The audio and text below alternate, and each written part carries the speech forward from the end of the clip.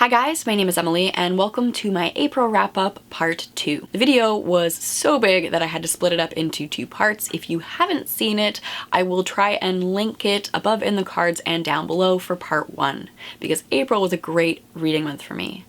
Let's jump into the books. The next book I have here is Shout by Laurie Halse Anderson. So this was really interesting. So Laurie Halse Anderson wrote Speak, which is the fictionalized account of sexual assault and trauma.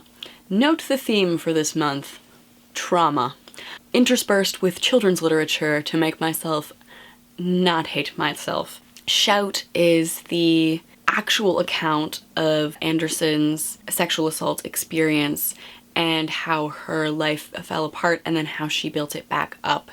And then the experience of writing the book, the experience of doing talks advocating for consent, addressing rape culture, and the impact that she's had on young people, like that visceral experience that it's a tangible experience. She's had so many people come up to her and talk to her and be like, I'm Melinda, me too, basically. She's been able to really see her impact, and so it takes us from very early in her life to now as an adult woman who has recently hit menopause, like that comes up in the book. She went on a 13-month cultural exchange in high school to Denmark where she really repaired her self-esteem and her self-confidence, and I thought that was really cool as a person who, like my fantasy self, would be able to do like a year-long cultural exchange. It was a neat read, and at first I wasn't sure because it's not like your standard memoir or biography. It's poetry, and at first I thought that was a little bit weird. It was a weird choice, but at the same time, poetry sort of allows you to be more raw and not necessarily follow the conventions of nonfiction writing. You can express things sort of in the form that they feel right coming out of your brain. I think the form actually lends itself really well to speaking about trauma and one's life journey. So I did really enjoy Shout. I dare say I liked Shout better than Speak, because I started reading Speak and I DNF'd Speak.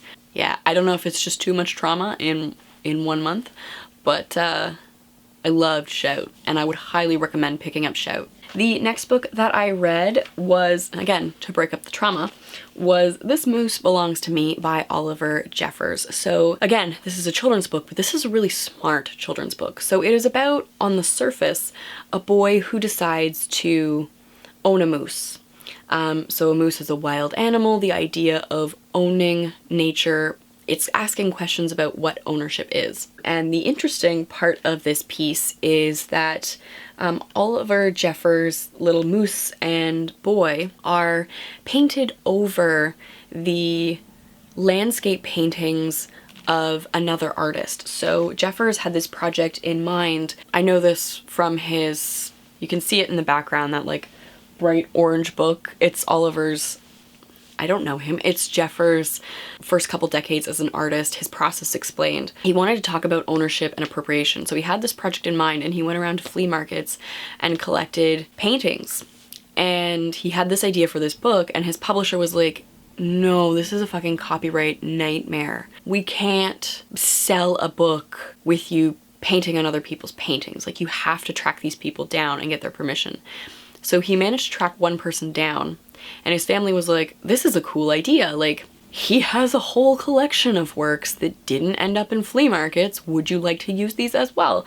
And so all of the landscape paintings throughout this, let me put my tea down. All of the landscapes throughout this are by this other artist whose name I'm blanking on because I'm a terrible human. And Jeffers has worked his characters into the paintings. It's a neat collaboration, like unintentional collaboration. It's neat to think about ownership in this way. I just think it's really good. I think it's good as a piece of art, but it's also like a fun, cute children's story. So I really like children's books that are doing interesting things, and the idea that this book is asking us to think about appropriation and ownership in this way I thought was really cool. The next book that I read, you will see a review for. It is the book that my patrons voted on last month, and that is The English Patient by Michael Ondaatje. So Michael Ondaatje, I have regularly cited as one of my favorite Canadian authors because of In the Skin of a Lion, which is like, I think hands down one of my favorite pieces of Canlit, and Billy the Kid. It's a poetry collection. I don't think that's the full title. I love Michael Ondaatje's writing. I think his writing is beautiful and poetic. It has a nice mouthfeel, if that makes sense. If you read it out loud, it sounds good. I will say that I didn't like this story. So this is the story of a young woman who is a nurse during the war, and she ends up working in this hospital, and this burnt guy comes in, and he doesn't really talk, but she starts to dote on him. After the war is over, they move, like the hospital moves out of Italy, moves out of this abandoned villa. She's like, this patient can't be moved. I'm basically going to defect from the war and stay in this villa with this English patient and care for him. So it's just her and this old burnt guy in a mansion. Caravaggio from In the Skin of a Lion, because the young woman is Hannah from In the Skin of a Lion, and Caravaggio is also here. Caravaggio is a friend of Hannah's father. So they have like this uncle-niece relationship, but it also feels weirdly sexual. The relationship between Hannah and the English patient feels weirdly sexual, like it's not filial. Like the book opens with her commenting on his penis because he's naked, and then this bomb squad guy who is now moving around the Italian countryside killing landmines and bombs. He shows up near the villa, so Hannah and Kip have this sexual relationship as well. There's a whole lot of penis. I guess it's very much a character story. The writing is beautiful, as per all of the Michael Ondaatje things that I have ever read before, but the story and the characters themselves just made me feel gross. And I don't think I'm a prude. I would say I'm not a prude. It just felt like a lot of penis. Just too much penis. Here we go, 3 words to describe this book: too much penis. You're welcome. The last book that I read, sort of saved the month, wasn't about trauma. Again, was from the April TBR, has been on the TBR a couple of times, and I finally read it. And it is A Winter's Promise by Christelle Dabos.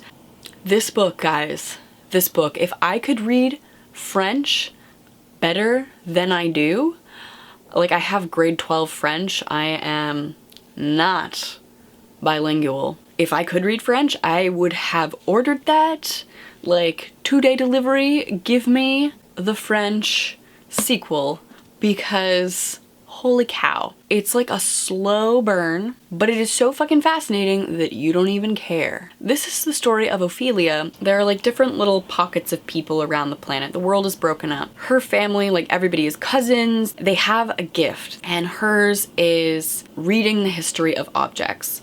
Her aunt's is repairing paper. Their like original family member is sort of this immortal being, and it is decided that Ophelia should marry this guy named Thorn from this very northern place where magic is very different and society is very different, very like harsh and backstabbing. So in Thorn's northern winter land, instead of being one family line, there are 3 family lines, and so people divide up, and again, magic is sort of divided there between the ability to cause pain, which is Thorn's family, the ability to cause like illusions, manipulate physical space, and what is the last one?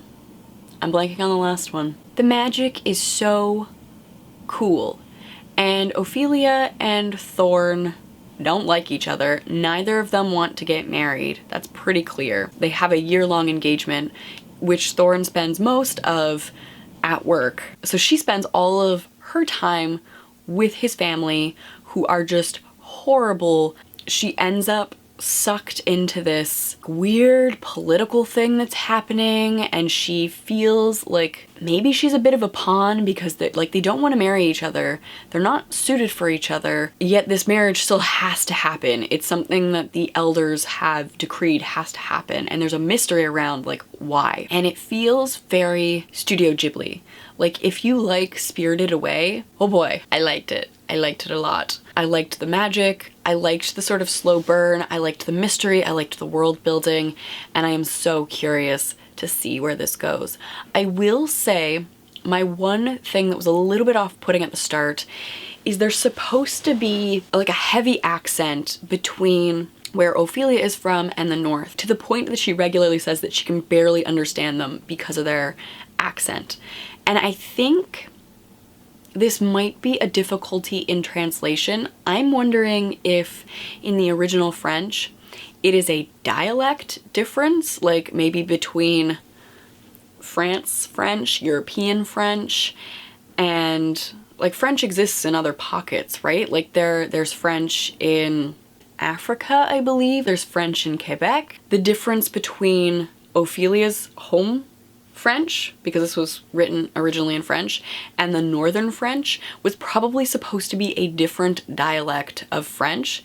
There were some really awkward, clunky, phonetic accent choices that made me angry because I was like, what is this supposed to be? Now, I haven't read the French, but I think it's a failure to translate dialect. If you have read the French, please let me know. I'm so glad I read it. It was the perfect way to wrap up April, and if you haven't read it, do. If you've heard the hype and you're remotely interested, go for it. So those are all of the things that I read in April. It was a good reading month. A lot of children's lit to break up the really traumatic things I was reading for adults, which I think is a good way to strike a balance. Let me know your thoughts on these books in the comments down below. Before we go, we have to thank my patrons. Thank you, patrons, for making videos like this and longer form content possible. I really appreciate your support and the work that you enable me to do. If you are interested in becoming a patron, links for that will be in the description box down below. Thank you guys so much for watching, and I will see you soon. Bye.